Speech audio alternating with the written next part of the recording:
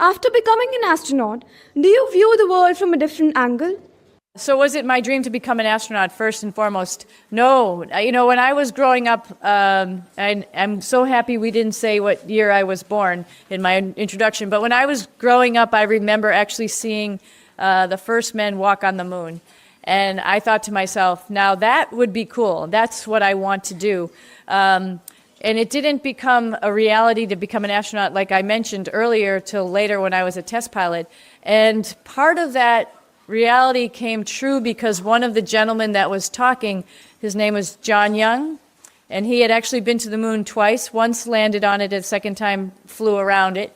But he mentioned about practicing in some type of vertical landing craft to be able to learn how to land on the moon. And I said, oh my gosh, I'm a helicopter pilot. I already have those skills. So this is really the first time it dawned on me that I could potentially do this same type of thing.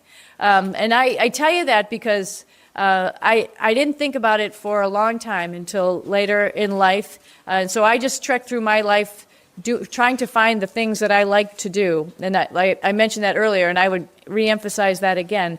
If you're interested in being an astronaut, we need astronauts from all different fields because there's so much we do up there.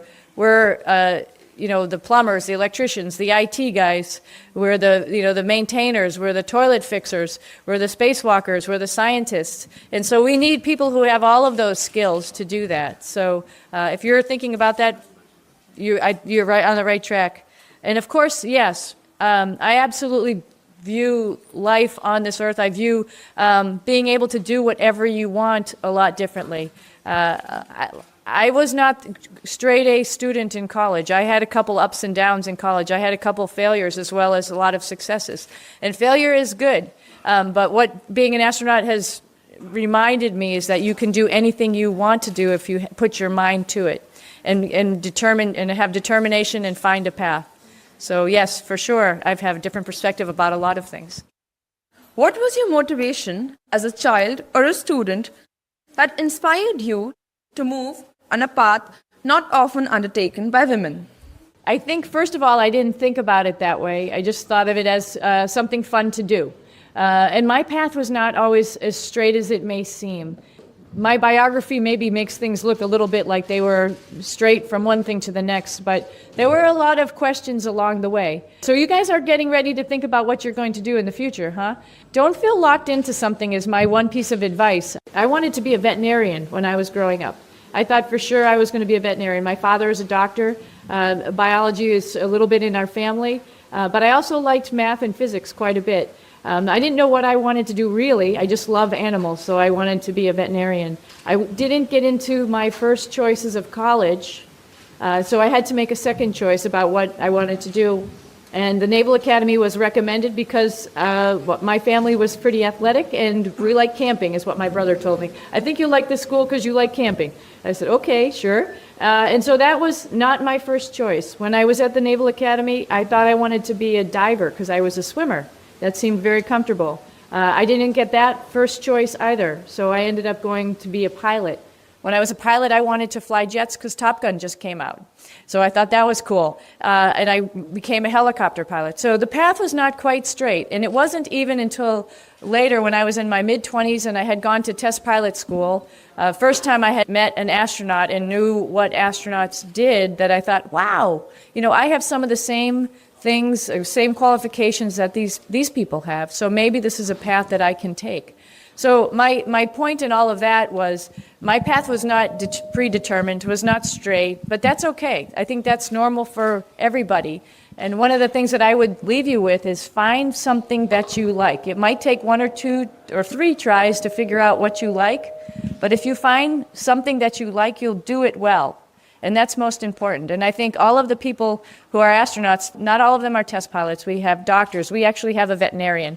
We have engineers. We have scientists. But they're all pretty good at what their fields are because they really enjoy them. And then they apply to be astronauts. So I would say I never thought about having a career that was maybe male-dominated.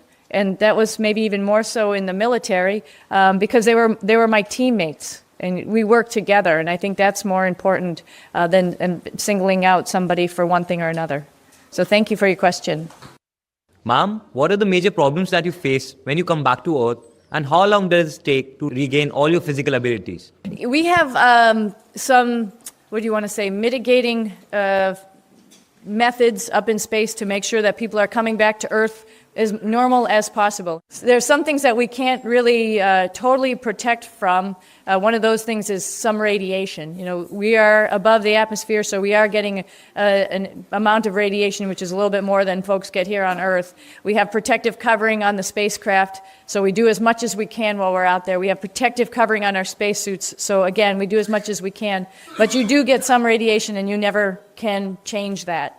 But the things that do change is your physiology changes, which is, it's sort of fun actually to watch your body change. You know, things happen like the calluses on your feet start to go away because you don't walk, while you're up there. My fingernails seem to grow a lot. My hair grew a lot while I was up there. So it's sort of fun to watch all that happening. No, gravity is not taking a toll on you. I think some of the little wrinkles in your face go away for a couple reasons. One, because there's a fluid shift, so the fluid comes up to your head. But that's just sort of temporary. Your spine also expands because of the vertebrae. The cartilage between the vertebrae is not having any pressure on it. So it makes you a little bit taller while you're up in space. But some of those things change when you come back home. As soon as you can't escape gravity. Once you're here, you're here. So you shrink a little bit, your back hurts a little bit because you're shrunk back. Unfortunately, some of the wrinkles come back, but that's okay. That's just life. But some of the things that we have to really worry about are bone density and muscle mass, right? Because when you're up in space, your bones start to leach away right away. You have this skeletal structure that we have. And so essentially it's advanced osteoporosis. This starts to kick in right away for everybody. And so to mitigate that, we run on the treadmill, which you've seen probably pictures of with a harness which holds you down. We also do weightlifting, which really helps particularly in the hip area and the feet area, because we do squat type of exercises with a bar on our back, as well as deadlifts, and that all helps to regenerate the bone density. And then also the cardiovascular with the running on the treadmill and the muscle mass and with the bicycle. So all of those things help when we get back. So the long answer to your short question is, all of that new technology with all of those machines allowed most all of us now to come back in pretty good shape. So it takes the fluid shift maybe 24 hours or 48 hours or so to get back to normal, so that your blood volume is back to normal, so you can actually do more physical fitness, physical exercises. But my bone density, muscle mass were essentially the same. And we were able to test that about a week after getting home, and you can see people are the same as when they left, because we work out so rigorously while we're up in space. There's also new diets that we're trying while we're up there, because there's definitely some things that are in the diet that will cause bone density issues. So we test ourselves right away the first moment we get back, about 10 days after we get back, 2 weeks after we get back, a month, and then I'm going to have another test at about 6 months, but should be pretty much back to normal within 2 weeks or so, generally back to normal.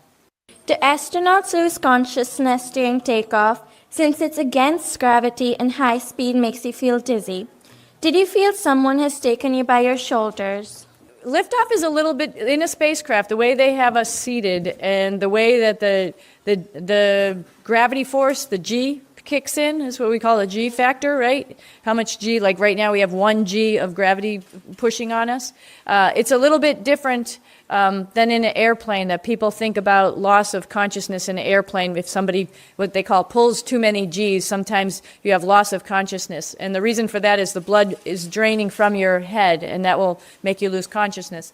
In a spacecraft, the way we are seated and the way that the G kicks in is, like I mentioned, it pushes down here on your chest. So it makes it a little bit harder to breathe because it's pushing your lungs down, but it doesn't pull the blood out of your head. So no, none of us lost consciousness on takeoff or even landing for that matter. You can have a abnormal landing. We call it ballistic landing, which is a down mode from the normal type of landing. And in that case, the G level can get up to about 8 or 9. So that's pretty extreme.